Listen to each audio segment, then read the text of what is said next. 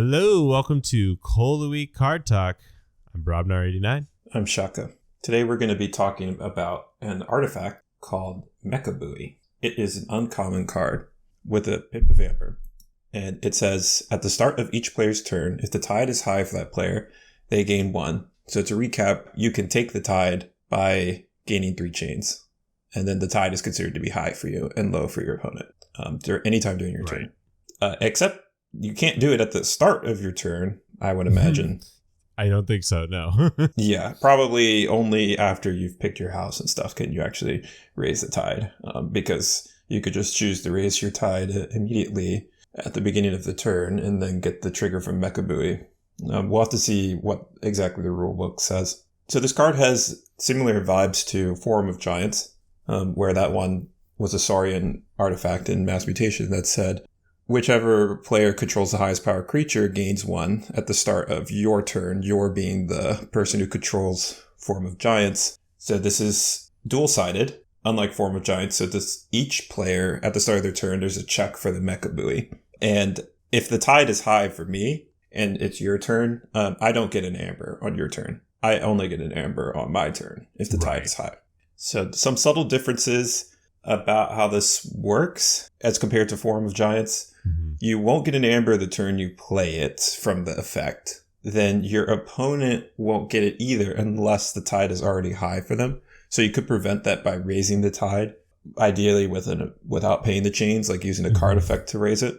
But then if your opponent raises it on their turn, they at least didn't get the amber. So you're kind of fighting for the tide to avoid this amber bonus. Now, against older sets, this could actually be really nice because if you're playing an older set and I'm playing Dark Tidings, you don't want to really raise a tide. None of your cards benefits when the tide is raised. Yeah, and the only way to do it is by gaining those chains. Right, so you can gain chains, which isn't good. So I could see this being pretty good in Unfathomable decks, which have several cards that just raise the tide like pretty easily. And then I'm gaining 1 at the start of my turn, so now my key cost is -1 essentially. Yeah. So I'm on check with 5. And it's an artifact, so it's a little challenging to get rid of. It gives you that sneaky bonus before your key step also. So it's like Nuevo Dynamo or Forum of Giants that it sneaks in that amber before you check if you can forge a key. Right. Now I'm getting similar feels to Volt's Blessing, which is a card that's amazing against other sets because they don't have any mutants. Right. So I think Mechabouy could be really good against non-Dark Tidings sets. Slow motion Vault's Blessing. Yeah. I played a game earlier and the Vault's Blessing for I gained 5 amber, I think. Oh my gosh. Just from playing it. And they were on World's Collide. So it's just like, okay, I played 1 card, I got 5, you got 0. Yeah. It was a souped up fertility chant. And if your opponent is playing anything that's not Dark Tidings, then basically they have the choice every turn. Do I pay 3 chains to stop them from gaining an amber every turn? Like I said, you have no way to raise the tide if you're not playing Dark Tidings. 3 chains is a lot to stop 1 amber. It's like, unless they're gonna forge their final key, it's almost always not going to be worth it. Like maybe if you really need to hold them off and set up a TMTP or something like that. But most of the time, it is not going to be worth paying 3 chains to stop them from gaining 1.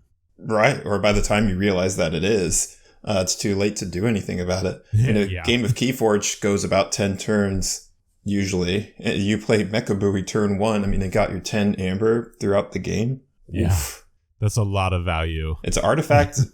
Challenging to get rid of it. Taking 3 chains. And then I'm just going to raise the tide again by playing cards. And 3 chains is a 3-turn penalty. You're feeling those chains for a while. Like you take them and really move on. Like it slows you down. So I'm going to make a prediction that I think a deck that does well in open Archon, I wouldn't be surprised if Mechabouy is overrepresented. Yeah. What do you think about in-set matchups? We discussed a lot about out-of-set matchups. How do you think it compares in in-set matchups? I think it's more of a wash in in-set.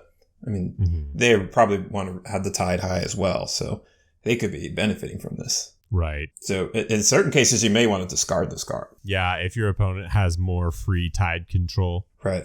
You could definitely see it just being a game of ping pong ball and just alternating raising the tide every turn, and no one ever really getting the benefit from Mechabouy. It's definitely a skill testing card. Mm-hmm. I'm excited to play with it. Definitely. Should be an interesting one.